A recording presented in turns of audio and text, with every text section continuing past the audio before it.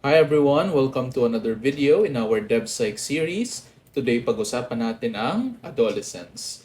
So previously, in our previous discussion, pinag-usapan natin yung middle childhood. And pinaniniwalaan na natatapos yung middle childhood once nakarating na tayo dun sa tinatawag na puberty.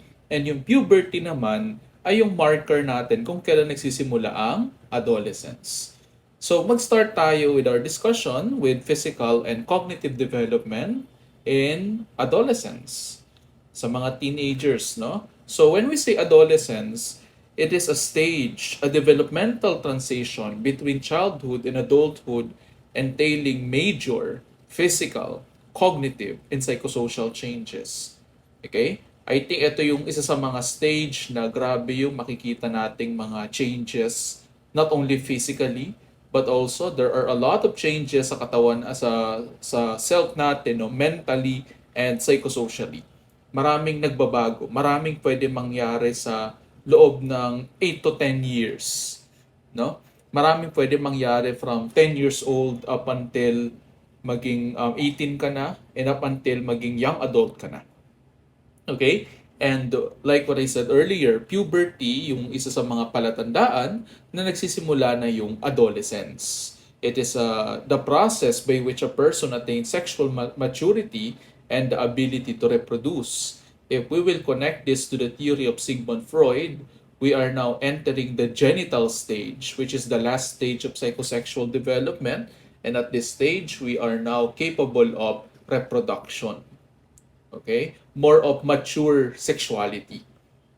Now, yun nga lang, if we base it on puberty as tanda, no, kung sa kailan nagsisimula yung adolescence, mamaya may mapag-uusapan tayo na something related to this, no? Bakit may trend in which parang humahaba yung adolescence than before? It's getting longer than before. Parang humahaba yung stage na ito. At bakit kaya? Okay? But before that, adolescence is a time of risk.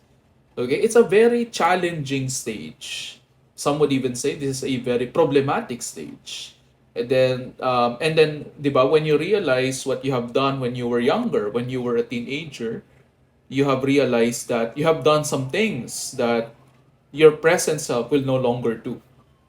Okay? And ano ba yung mga usual risky behaviors that adolescents engage in? O ito, no?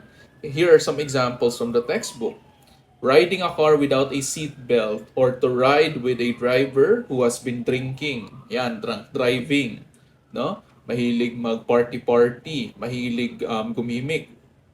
Carry weapons. Hindi naman ito masyadong talamak sa Pilipinas, pero uso ito sa ibang bansa, no, particularly in the United States. No, imagine teenagers nagdadala ng baril, di ba? Okay? To have sexual intercourse or to do it without protection. Yan, no? That's something also that happens madalas in adolescence. Okay? Not limited to those na 18 pataas, but even minors engage in it. Okay? Other than that, or even attempt suicide. So adolescence is really a time of risk. It's a very challenging stage. Okay? It's different in its own way. It's unique. Okay? At bakit nangyayari yung mga ito, no? Now, balikan natin yung pinag-uusapan natin kanina. In this stage, pinaniniwalaan na nagsisimula ito with puberty. Pero bakit nga ba parang humahaba yung adolescence? Well, before we answer that, dito nangyayari sa adolescence yung tinatawag na spermarchy and menarchy. When we say spermarchy, that is the first ejaculation of the boy, while menarchy is the first menstruation.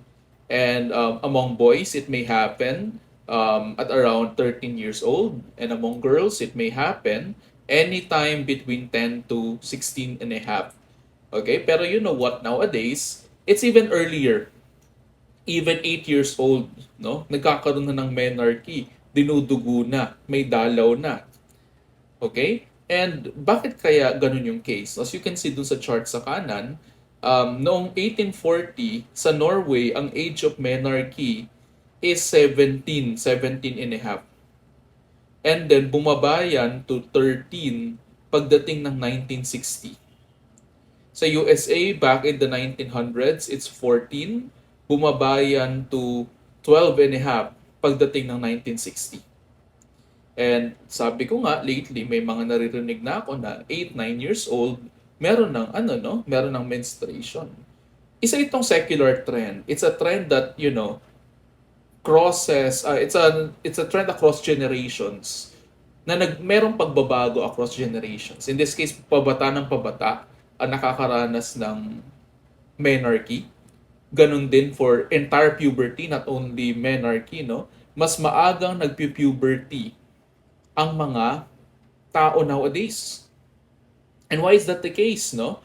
Maraming posible explanation, okay, pero mix yung findings at hindi ito mga definitive explanations, pero some proposed explanation. Isa sa mga tinitingnan na posibleng rason ay yung epekto ng nutrition. Sa unang panahon, maraming mga batang malnourished, and isa sa mga effect nun is that late yung pag-start ng puberty. Okay? And nowadays, unti-unti nang nasugpo yung malnutrition, dumadami na yung mga taong healthy, kaya nagiging mas maaga siya. At isa sa mga specific factors na tinitingnan ay yung body fat. Okay? Because more and more people are healthy nowadays, some are even overweight, di ba? Nagiging earlier yung puberty. And even some studies would suggest that people who are overweight, okay, experience menarche earlier than girls na hindi masyadong overweight, yung mga normal or yung mga payat, no? So isa sa mga titingnan natin yung body fat. Pero hindi lang yun yung only reason. Pero isa yun sa mga tinitingnan explanation. Body fat, which has something to do with nutrition. Okay? So, is it good na maaga ang puberty? Well, it's not definitive para masabi natin good na maaga siya kasi it may be indicative na dumadami ang overweight or obese nowadays. Okay? Pero kung titingnan natin siya from the nutrition standpoint, we can say na maganda kasi kumukonti ang mga, malnourished, mas maagang nare-reach ang sexual maturity. Okay? Pero, sabi ko nga, mix yung findings. Yung isang line naman ng findings saying na associated ang earlier puberty with stress. Stressful life events. For example, absentee parent. For example, pinalaki ka ng single mother, walang tatay, ganun.